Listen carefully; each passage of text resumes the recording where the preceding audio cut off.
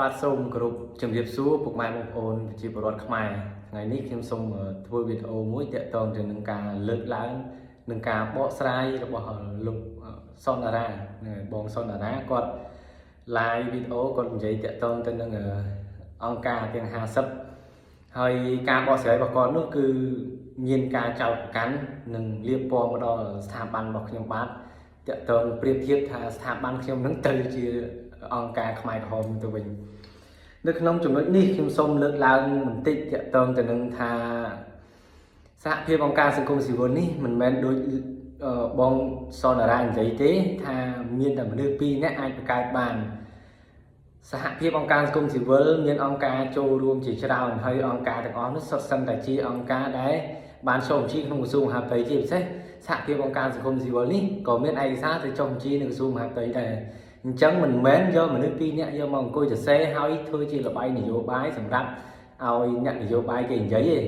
ហើយខ្ញុំជឿជាក់ថាបងសុនតារានេះគាត់ក៏ជាមនុស្សមួយដែលរៀនខ្ពស់ដែរមានឈ្មោះថាជាសាស្ត្រាចារ្យដែរប៉ុន្តែអានព័ត៌មានមិនលម្អិតសិក្សាមើលខ្លឹមសារនៃការលើកឡើងនៃការដាក់ញត្តិនៅទាំង50អង្គការនេះអត់លម្អិតហើយការ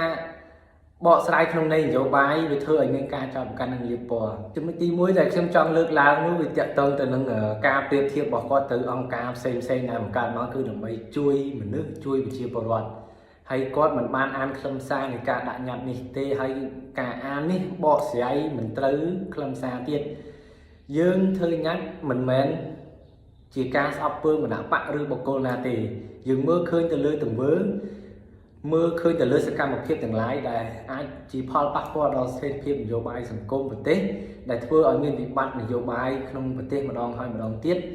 ដែលធ្វើឲ្យកម្ពុជានេះអភិវឌ្ឍទៅដោយយ៉ាងយឺតហើយយើងមិនអាចបន្ទោសទៅលើនរណាម្នាក់ទាំងស្រុងនោះទេការចូលរួមចំណែកនៃផលលំបាករបស់សង្គមគឺទាំងអស់គ្នាមិនថាអ្នកនយោបាយក្រៅប្រទេសមិនថាអ្នកនៅក្នុងប្រទេសទេអញ្ចឹងហើយបានជាសមាគមយើងបង្កើតមកគឺធ្វើការដើម្បីជួយប្រជាពលរដ្ឋទៅលើទាំងអស់ហ្នឹងយើងដាក់មនុស្សម្នាក់មិនឲ្យធ្វើនយោបាយដោយសារតែការប្រព្រឹត្តអំពើខុសច្បាប់ដើម្បីស្ថិរភាពសង្គមមនុស្សទាំងមូលនេះហើយជាការជួយអញ្ចឹងសូមឲ្យបងសុនតារាដែលជាអ្នករៀនបានសាស្ត្រាចារ្យនិងបណ្ឌិតជាពិសេសនៅក្រៅប្រទេសទៀតសូមឲ្យអានខ្លឹមសារព័ត៌មាននិងការបកស្រាយឲ្យវាលម្អិតទៅលើវិស័យអង្គការសង្គមស៊ីវិលទាំងអស់នេះហើយការចោទប្រកាន់លៀបពណ៌ខ្ញុំជាពិសេសនោះគឺទៅអង្គការខ្មែរក្រហមខ្ញុំសូមឲ្យបងសុនតារាងាកទៅមើលខ្លួនឯងវិញការមុនបោះឆ្នោតឆ្នាំ2023ខ្ញុំធ្លាប់ធ្វើវីដេអូមួយហើយដែលគាត់ធ្លាប់បង្ហោះសារនៅលើបណ្ដាញសង្គមទាក់ទងទៅនឹងការកាត់ការឪពុកម្ដាយចោលដោយសារតែរឿងសង្គមនិងនយោបាយយើងងាកទៅមើលប្រវត្តិសាស្ត្រខ្មែរក្រហមមើលយើងមើលខ្លួនឯងវិញថាខ្មែរក្រហមបង្រៀនមនោគមវិជ្ជាប៉ុន្តែដាក់ខ្លួនជាអ្នកស្នេហាជាតិជាតិនិយមមិនមែនសម្រាប់មនុស្សឲ្យថាខ្លួនឯងបំផ្លាញជាតិទេជាតិនិយមបង្រៀនកងម៉ាភិបាលកងមួយតំបន់មិនឲ្យស្គាល់ឪពុកម្ដាយខ្លួនឯងជាពិសេសនោះកាលណាដែលក្មេងៗ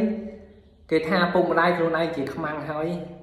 ក៏ហ៊ានបណ្ដើរគ្រួសារនៅឪពុកម្ដាយខ្លួនឯងនេះយកទៅសម្លាប់ចោលដែរនេះហើយជាមនោគមវិជ្ជារបស់អង្គការខ្មែរក្រហមដែលឲ្យតែចាត់ទុកថាជាខ្មាំងនេះដូច្នេះការមុនបោះឆ្នោតឆ្នាំ2023បងសុនតារានេះក៏ធ្លាប់ដោយសារតែបញ្ហានយោបាយមនោគមវិជ្ជារបស់អ្នកនយោបាយលោកសំរងស៊ីចឹងអាចប្រើសាស្ត្រាចារ្យនិងបណ្ឌិតម្នាក់បានគឺគាត់ខ្លាំងមិនមែនបងសុនតារាខ្លាំងទេអញ្ចឹងលោកប្រៀបធៀបទៅថាដោយសារតែហេតុផលទាំងអស់នេះហើយដែលធ្វើឲ្យមនុស្សមើលអត់ឃើញអំពីគុណគ្រួសារហ៊ានកាត់ផ្ដាច់ហើយការតាក់ទងនោះខ្ញុំសូមប្រៀបធៀបទៅនឹងទីប្រឹក្សារបស់ស៊ីឈួនចាងសុងដែលគេទៅចរចាជាមួយឆាវប៉ុន្តែអួតពីសមត្ថភាពខ្លួនឯងអួតពីការមើលងាយទៅដល់អ្នកដទៃទីបំផុតមិនអាចពឹងឆាយទៅជួយស៊ីឈួនខ្លួនឯងបានហើយត្រូវវិនិច្ឆ័យស៊ីឈួនមួយទាំងមូលទៀតនេះហើយជាការក្អើតកតោមសម្រាប់ចំណេះដឹងខ្លួនឯង របស់ទីប្រឹក្សាចាងសុងនៅស៊ីឈួននឹងទៅសុំជំនួយពីគេប៉ុន្តែវាយរឹកនិងអួតអំពីចំណេះដឹងខ្លួនឯងអញ្ចឹងនៅក្នុងចំណុចទាំងអស់នេះខ្ញុំចង់ឲ្យបងងាកមកវិញហើយមើលខ្លួនឯងវិញថាមនោគមវិជ្ជានយោបាយនឹងការធ្វើសង្គមនយោបាយដែលឃ្លាតចាកពីគ្រួសារមិនខុសអីពីខ្មែរក្រហមទេហ៊ានឲ្យគ្រួសាររងទុក្ខវេទនាដោយចាត់ទុកថាជាខ្មាំងជាអ្នកចោះចូលឬក៏អ្នកអីចឹងនេះហើយបានគេហៅថាខ្មែរក្រហមពិតប្រាកដនៅបើបងចង់ធ្វើនយោបាយចង់និយាយបកស្រាយក្នុងនយោបាយដើម្បីការពារចលនារបស់ខ្លួនក្នុងប្រទេសក៏ខ្ញុំមិនថាអីដែរប៉ុន្តែសូមធ្វើនយោបាយឲ្យល្អបំផុតកុំយកគំរូនយោបាយតាមលោកសំរងស៊ីដែលចេះតែបកស្រាយចោតប្រកាន់លៀបពណ៌និងញុះញង់ឲ្យកងកម្លាំងទម្លាក់រដ្ឋាភិបាលខុសពីរដ្ឋធម្មនុញ្ញនេះជានយោបាយអត់ល្អទេបើសិនជាដើរក្នុងនយោបាយដើរឲ្យល្អសហភាពអង្គការសង្គមស៊ីវិលសមាគមរដ្ឋមន្ត្រីយើងក៏ចូលរួមគ្រប់គ្រងមិនលំអៀងទេបាទប៉ុន្តែសូមឲ្យគិតចំពោះចំណុចទាំងអស់ហ្នឹងហើយចំណុចចុងក្រោយដែលខ្ញុំចង់លើកឡើងនោះតកតងទៅនឹងនេះសូមឲ្យបងសនតារាធ្វើរៀនដល់សាស្ត្រាចារ្យដែរតែរៀនស្រាវជ្រាវនិងបកស្រាយឯកសារជាពិសេសតាមដានព័ត៌មានឲ្យលម្អិតបន្តិចដើម្បីជៀសវាងការបកស្រាយទៅវាខុសខ្ញុំស្ដាប់គាត់លម្អិតនៅក្នុងវីដេអូរបស់គាត់និយាយនេះខ្ញុំអាចបកស្រាយតបទៅវិញដោយសន្តិដោយសំរុំខ្ញុំសូមឲ្យតាមដានព័ត៌មានឲ្យលម្អិតនៅនីតិចុងក្រោយទាំងការដាក់ញត្តិខ្ញុំក៏បងអានមិនលម្អិតហើយបកស្រាយចោលប្រកាសខ្ញុំមកលៀបពណ៌លើស្ថាប័នខ្ញុំទៀតបងគាត់ចោទទៅថ្នាក់ដឹកនាំសម្ដេចថាកងទ័ពស្លាប់មួយទាំងមូលក្នុងនាមជាប្រធានព្រឹទ្ធសភាមិនបង្ហោះសាររំលែកទុក្ខមិននិយាយមិនចូលរួមអីទាំងអស់ស្ងាត់ហើយប្រៀបធៀបទៅប្រទេសគេទៀត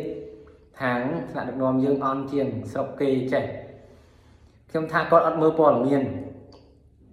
ក្រោយពីបាញ់ប៉ះទង្គិចគ្នាលើកទី1មកថ្នាក់ដឹកនាំគឺគាត់ផុសភ្លាមម៉ោង5ចប់ពីប៉ះទង្គិចគ្នាមានស្លាប់ទាហានខ្មែរយើងម៉ោង8ដល់ម៉ោង9លោកផុសចូលរួមរំលែកទឹកហើយមានការចូលជាថាវិការដើម្បីជួយទៅដល់កងទ័ពសមរភូមិហើយជាពិសេសគឺ live វីដេអូក្នុងទូទស្សន៍តកទៀតតែការបកស្រាយរបស់បងសនតារាទៅជាផ្ទុយផ្សេងខុសគ្នាដាច់ស្រឡះអញ្ចឹងក្នុងនាមខ្ញុំជាយុវជនខ្ញុំចង់ឲ្យអ្នកចេះដឹងខ្មែរយើងទាំងអស់មិនថារៀននៅក្រៅប្រទេសរៀននៅក្នុងប្រទេសទេសូមឲ្យតាមដានព័ត៌មានលម្អិតទាំងអស់គ្នាហើយចូលរួមបកស្រាយឲ្យបានមានភាពរីកចម្រើនជៀសវាងយើងបំរើបុគ្គលនយោបាយម្នាក់ហើយយើងមិនต้องបង្អាប់ម្នាក់ធ្វើឲ្យខូចតម្លៃខ្លួនឯងក្នុងការអ្នកចេះដឹងហើយធ្វើឲ្យយើងនឹងមិនអាចជួយជាតិឲ្យរីកចម្រើនបានទៅថ្ងៃអនាគតបាទសូមអរគុណ